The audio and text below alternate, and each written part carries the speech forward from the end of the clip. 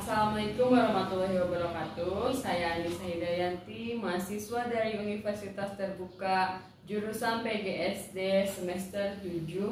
Dan saat ini saya akan melakukan praktikum kembali mengenai mata kuliah praktikum IPA di SD tentang modul 4 mekanika, yaitu kegiatan kedua, kegiatan praktik 2 tentang gerak. Adapun tujuan dari kegiatan praktikum ini yaitu untuk mengetahui gerak lurus berubah beraturan, juga gerak lurus beraturan. Nah, ini saya akan jelaskan alat-alat yang digunakan untuk melakukan praktikum ini. Yang pertama, ini ada statif dan juga klem. Saya buat secara sederhana ya. Juga di sini menggunakan kayu. Ada juga katrol di sini. Ini juga beban, ada 2 beban. Ada penggaris atau mistar. Ini juga ada ring pembatas untuk menahan nanti bebannya. Ada alat tulis untuk mencatat laporannya. Juga tak lupa stopwatch untuk menghitung waktu turunnya beban nanti ya.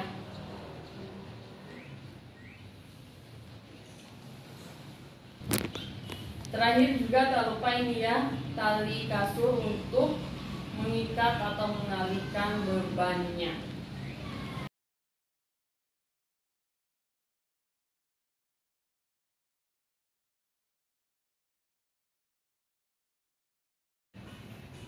Nah, sekarang tahap kedua yaitu mengenai proses kegiatan. Di sini saya akan melakukan praktikum terlebih dahulu mengenai gerak lurus beraturan terlebih dahulu.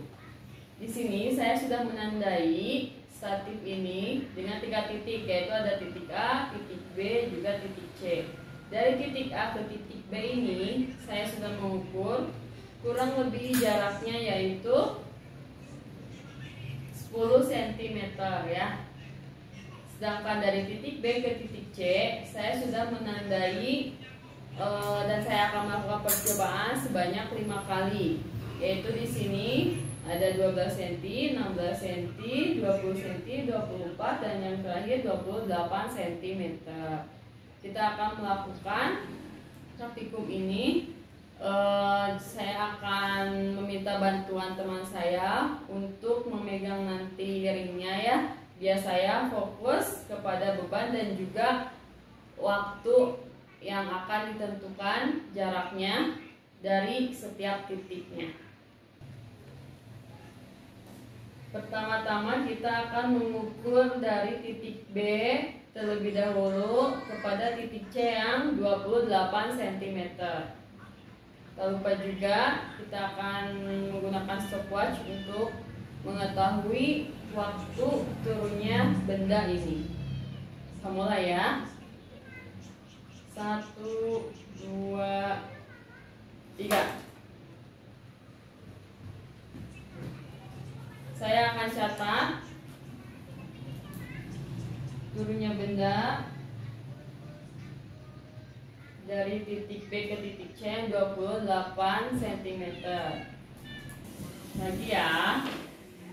Kita selanjutnya tadi sudah pada titik C yang 28, sekarang ke dari titik B ke titik C yang 24 cm. 1, 2, 3. Saya akan catat hasilnya di sini. Lakukan hal yang sama. Sekarang dari titik B kepada titik C yang berjarak 20 cm. 1, 2, 3.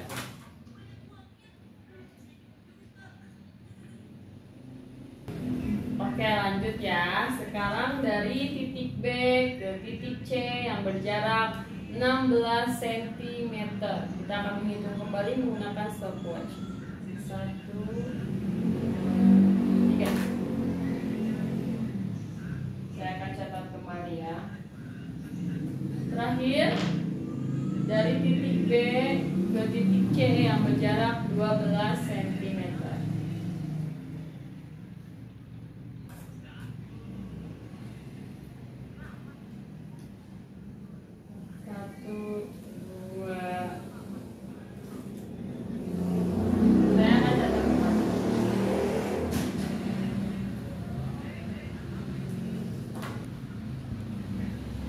Baiklah, itulah tadi kegiatan yang sudah saya lakukan mengenai turunnya beban dari titik B ke titik C yang berubah titiknya ya. Saya telah menandai label-label tadi sebanyak 5 kali melakukan saya percobaan dari tadi yang 12 cm ke 16 ke 20 ke 24 juga terakhir ke 28 cm atau sebaliknya dari bawah dari 8 sampai ke 12 cm.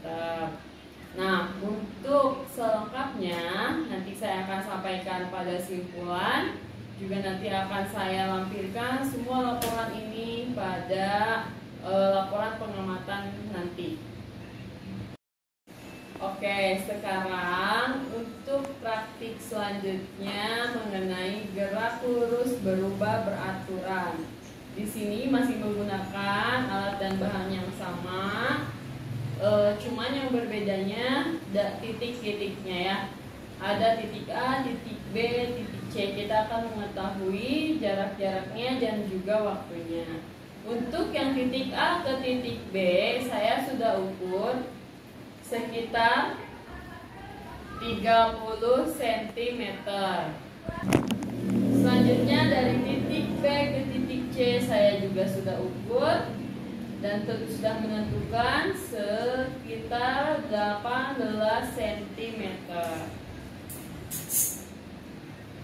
Langsung saja kita akan mengetahui waktu yang ditentukan. Saya kembali akan meminta bantuan kepada teman saya untuk memegang ring pembatasnya.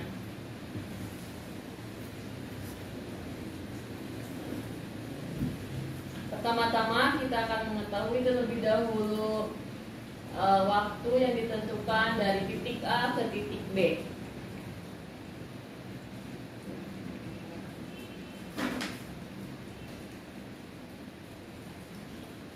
Kita catat kembali. Selanjutnya kita akan mengetahui waktu dari titik B ke titik C menggunakan stopwatch kembali ya.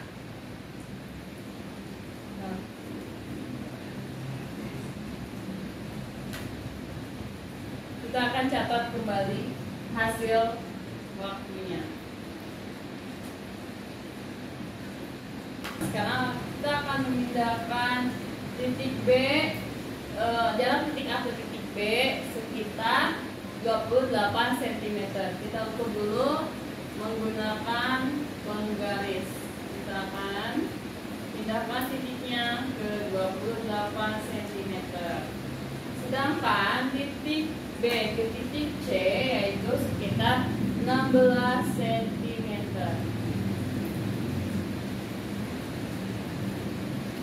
Oke, selanjutnya kita akan menghitung kembali waktunya dari titik A ke titik B.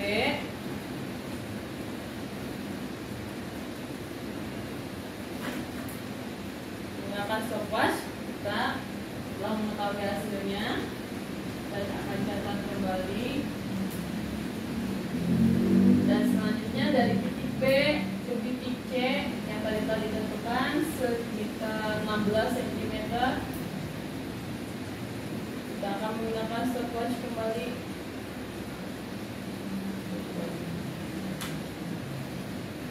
Kita akan catat kembali hasilnya.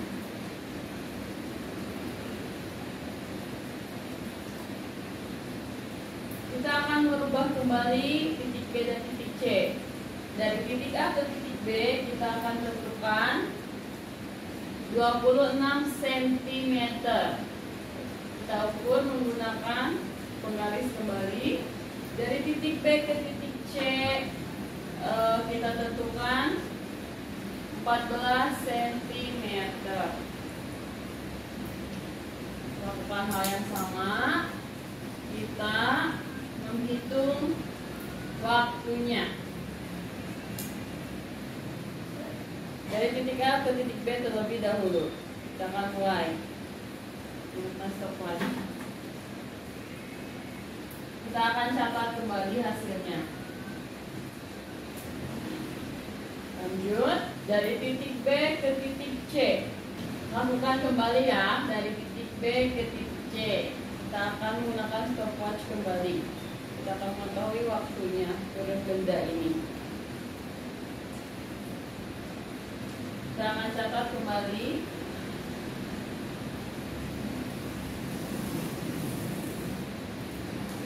Nah, kita akan merubah kembali, lakukan hal yang sama. Sekarang untuk yang keempat, kita akan mengubah titik A ke titik B ini jaraknya sekitar 24 cm. Kita ukur lagi menggunakan penggaris, kita ubah titik B ini di titik 24 cm. Sedangkan B ke C 12 cm jaraknya. Sini. Kita mengukur, maksud saya kita menghitung kembali waktunya dengan menggunakan stopwatch. Kita mulai ya.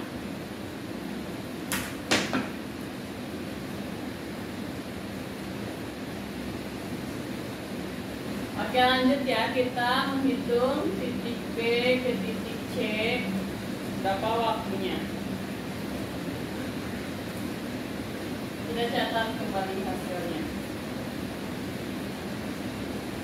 Terakhir,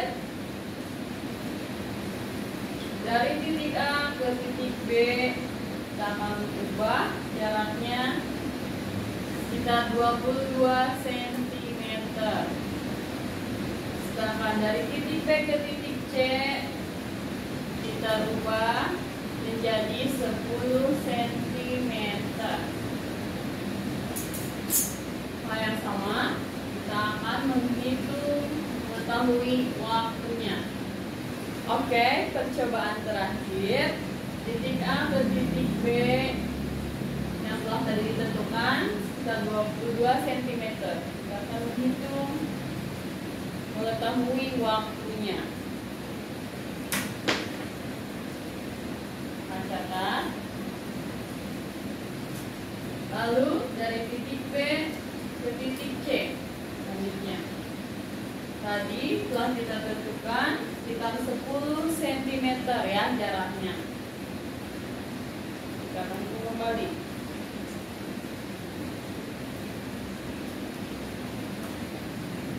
Kita akan catat kembali hasilnya. Nah, itulah tadi saya melakukan kegiatan mengenai gerakan lurus berubah beraturan. Untuk kesimpulannya nanti akan saya jelaskan pada tahap ketiga.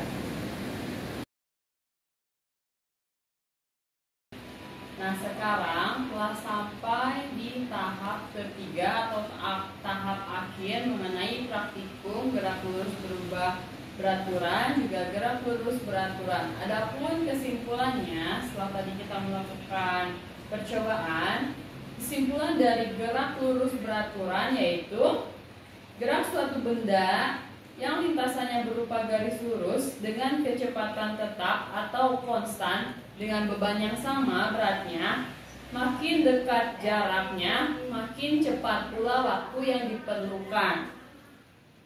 Jadi dari percobaan tersebut dapat diketahui bahwa gerak lurus beraturan itu makin dekat jaraknya maka akan cepat pula waktu yang diperlukan.